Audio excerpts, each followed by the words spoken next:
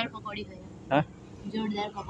જોરદાર है तो અમે આખું અમદાવાદ ફરી આવ્યા પણ અહીંયા જવાનું છે આપણે ગામડે તો અત્યારે છીએ અમદાવાદના ઘોટોડિયા વિસ્તારમાં અને ઘોટોડિયા ગામ છે તો જો ચારે કોર નજારો અત્યારે છે આપણે અહીંયા અમદાવાદ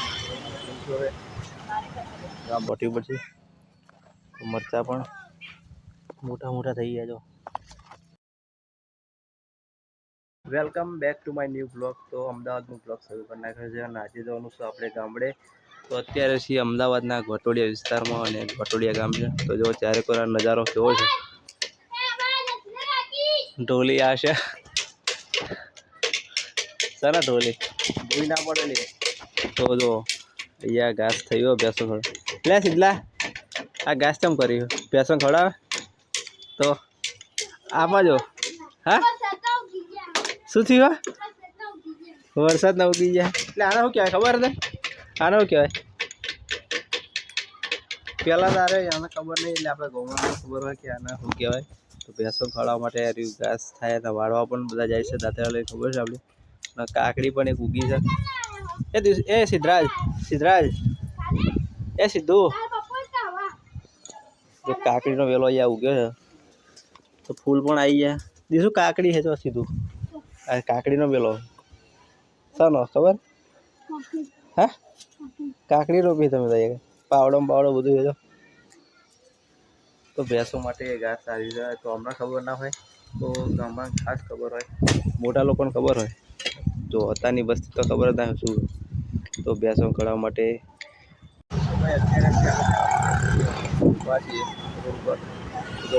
તો મજા જોરદાર લાગે પબ્લિક પણ એટલું બધું હોય થાય તો બજાર મત પડે છે હોય જગ્યા પણ ના હોય પબ્લિક આવે છે તો અમદાવાદ વિસ્તારમાં તો લાગે છે ને હવે આપણે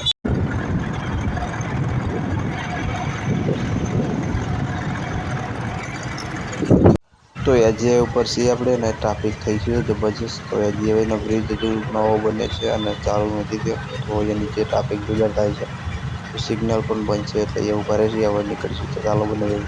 એનાથી પકોડી લઈ લીધી છે દીસું ત્યાંથી કરવા માંડ્યા છે પકોડી તો અહીંયા લારી છે વિસલપુર ને કાશીદાની વચ્ચે આપણે પકોડી ખાવાની કાશીદાની વિસલપુરમાં લારી આગળ વચ્ચે જોરદાર બનાવશો પકોડી લઈને આવ્યા છે અને એક તો વાંચી બહુ લીધા છે બે જણા અને આપણે હવે રગડાવે લઈને આવ્યા છે બહુ ખાધી નહીં તો આજે લારીએ લઈ લે હવે આપણા ઘરે કોઈ ચાવલ થાય શું કેવું કાકા કરો તો દીશું લારી તો આપણે પહોંચ્યા છીએ અત્યારે વિશાલપુરના કાશીદાની વચ્ચે અને જો હાઈવે ઉપર લારી પકોડી છે એક નંબર પકોડી બનાવે હા જોરદાર છે તો અમે આખું અમદાવાદ ફરી આવ્યા પણ અહીંયા લારી ખાવા આવ્યા છીએ તો ચાલો કંટીન્યુ મજા આવી છે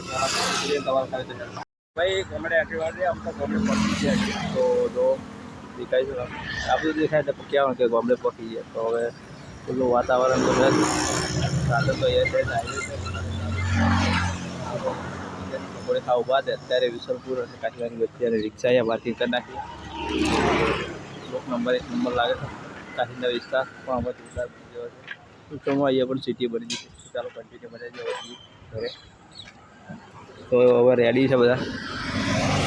જવા દો ખરી આનું ચાલુ પકડ્યું પતવા નહીં ને હજુ પતિ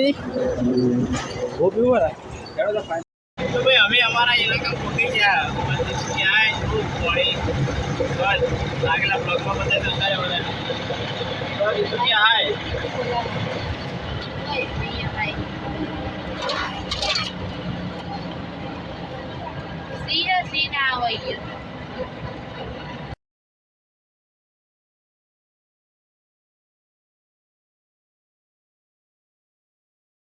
અમે પકી જઈએ છીએ ઘરે જોઈ શકો સાંજ પડી પણ ઘરે પકી ગયા બધું ઉતારી લીધું છે બધા ઘર આ છે આપણું ઘર તો આવી ગઈ પપ્પી 2 દિવસથી એવું લાગે છે જઈને આવ્યા કંઈક નવું લાગે છે ખાલી 2 દિવસ રહ્યા તો જો ઉમરથીમાં પણ હાલત ખૂબ થોડીક બગડી ગઈ છે પપ્પાએ સાફ તો કરી નાખી છે પણ આપણી હાલત બગડી ગઈ છે. તો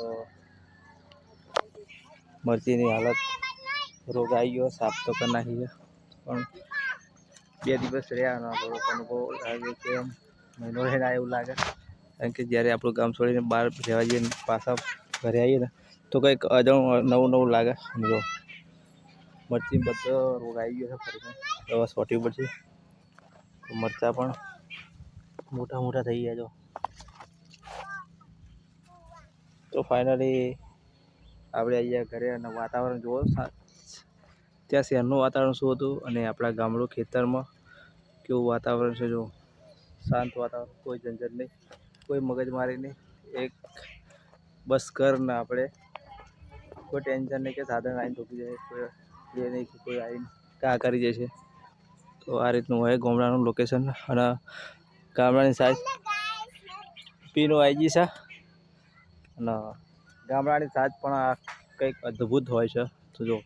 સંચારે ગોરા. તો ફાઇનલી આપણે ઘરે પગની બ્લોગ ચાલુ કરી નાખ્યો. બધું ઉતારી લીધું રિક્ષામાંથી. ચાલો કન્ટિન્યુ પાણી પીએ અને ફરી મળીએ નવા બ્લોગ સાથે. તો નવા તો લાઈક સબસ્ક્રાઈબ કરી દેજો. ફરી મળીએ. જય માતાજી.